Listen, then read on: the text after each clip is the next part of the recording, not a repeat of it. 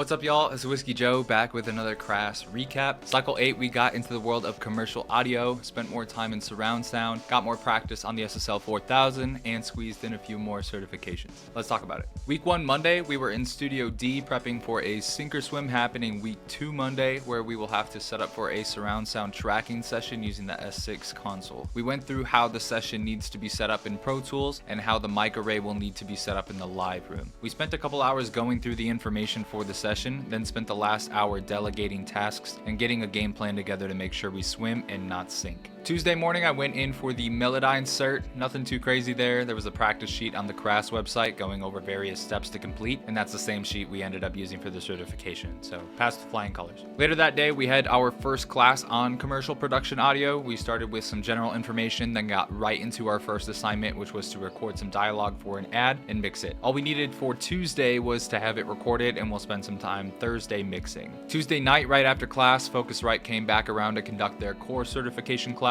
so I attended that, took the online quiz and passed, and after that I hopped in on my friend's Studio D session to get some practice before the proficiency happening week 1 Saturday. But Pro Tools decided to completely fall apart in its I/O settings, so that put an early wrap on this session. Wednesday we were in Studio A learning about the computer that the SSL 4000 console has. It's very retro looking and uses floppy disks to run the operating system and store session data. It actually has a really cool and unique recall system too that allows you to save the position of every button, fader, and pot for each channel. So if you were to open up the session sometime in the future or even on another SSL 4000 console, you could do so. So with that, we went through the recall system and went over what the different computer commands do. After class, I had a busy night, but there was some exciting stuff in the mix as well. Our class was invited to participate in some voiceover work for a video game coming out later this year, but I won't get too detailed on that because they wouldn't even tell us the name of the video game, so I don't want to leak anything more than I should.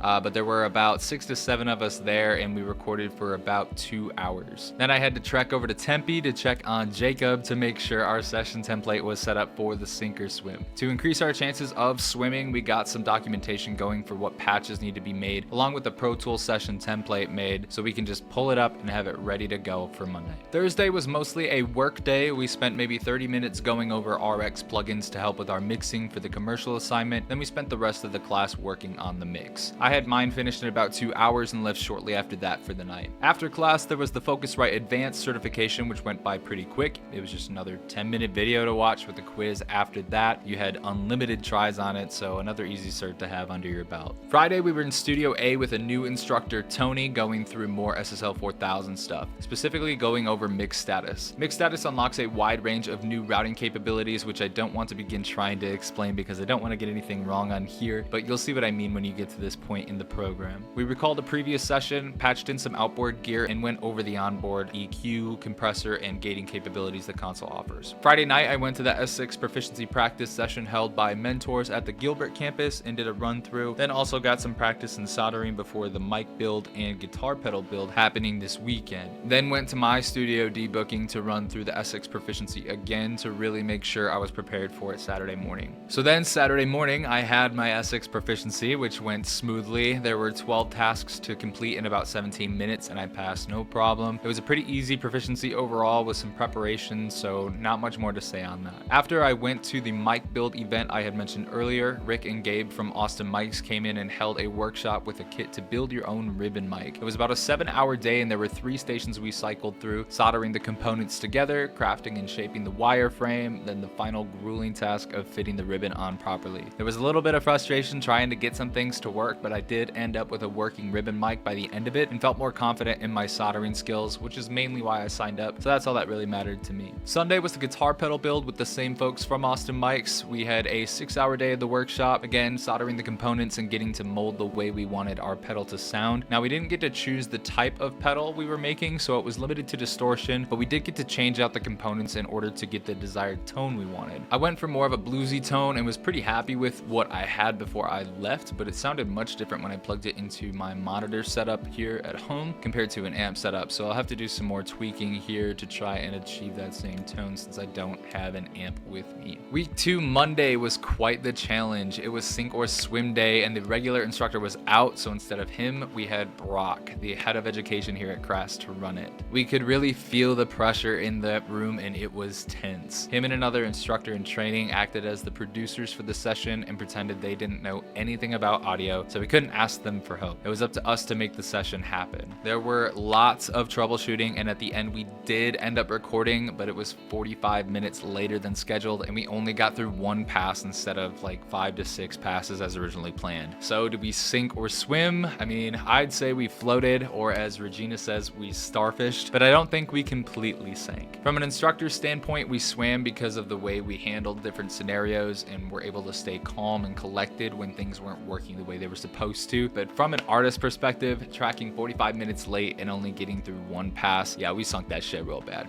There's no hiding it. But overall, it was a very good learning experience for us as a class and individually as well. It exposed how different people handle stressful situations and how we come around to engineering solutions to seemingly impossible problems. It was quite the challenge, and I'm curious how the next sink or swim will go now that this one is under our belt. Tuesday, we were in the mixdown lab revisiting RX plugins, going deeper into how we can really clean up vocals, stressing the importance of having a clean vocal track to work with, especially in commercial production, so that when it gets heavily compressed, you can't hear any clips, pops, lip smacks, or other mouth noises that were initially unnoticeable, but now they're poking out in the mix after adding that compression. After the first 2 hours of the RX deep dive, we worked on our assignment for the remaining 2 hours, and that was that. Wednesday, we had another class in Studio A, first going over a patch bay worksheet we got earlier in the week, then took a quiz on the SSL computer commands, and finished class learning how to do tape transfers, which means we're taking the audio that goes through the tape machine and printing it back to Pro Tools, either as individual stems or as a 2-track master. Thursday morning, I went in at 11 a.m. to take the Pro Tools Tier 5 proficiency, and I can't believe I'm at Tier 5 already. It's crazy. And I did pass it. Basically, they give you a fix me file with instructions in the form of an email from a client asking you to fix their broken session. We had 30 minutes to complete it, and you were only allotted one missed item in order to still pass. In class, we were in Studio F, but working strictly in the box. Today, we got introduced to the DAW Ableton Live.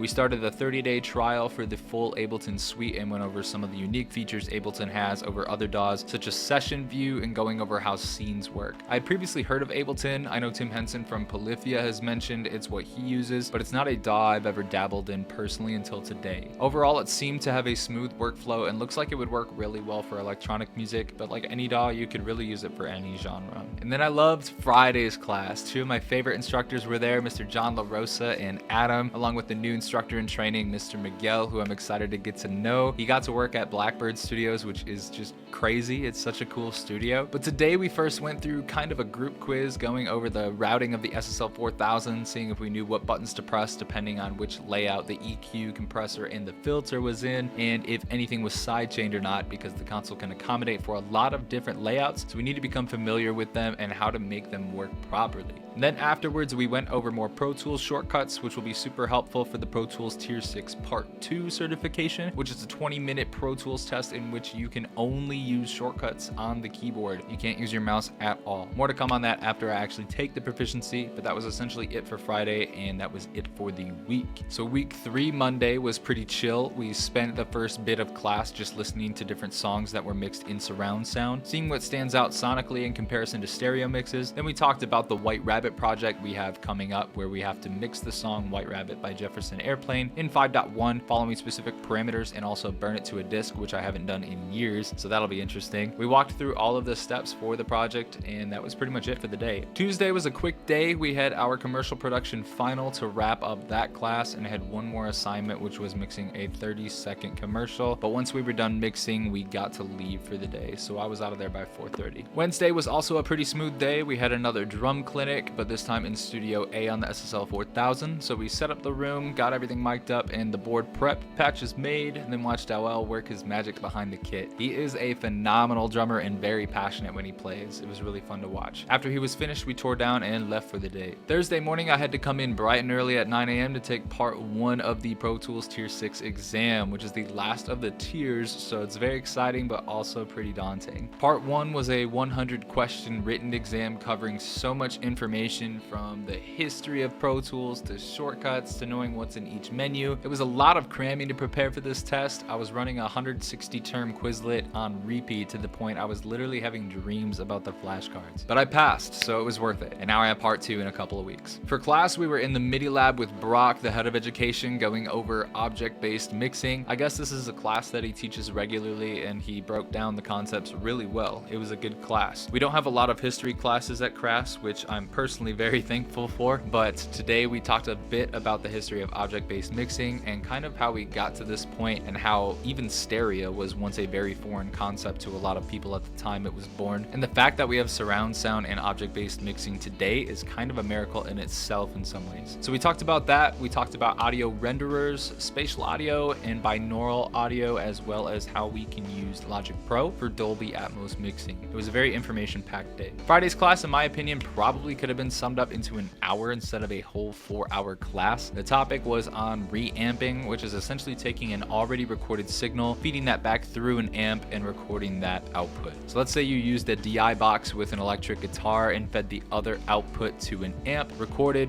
left for the day, you get home and you don't like this sound. You could take the clean signal from the DI and feed that through another amp of your choice or through different pedal processing to try and get a better sound. We did this on multiple tracks to demonstrate how to do it, and that was pretty much it for the class to wrap up cycle 8. Now that cycle 8 is finished up, things are starting to really settle in that the program is almost over. I don't know how else to describe the feeling other than feeling old. Coming into this program not knowing a whole lot about audio in general, but could at least manage to record on my own at okay quality, and not knowing how to work multiple DAWs and understanding signal flow with much higher confidence, it's kind of a weird feeling. But anyway, we're done with commercial audio. Next cycle we'll be learning video game audio, which sounds cool, along with learning a new live sound console. So stay tuned for that. As always, thanks so much for watching. Don't forget to like, subscribe, all that fun stuff, and I'll see you at the end of cycle 9.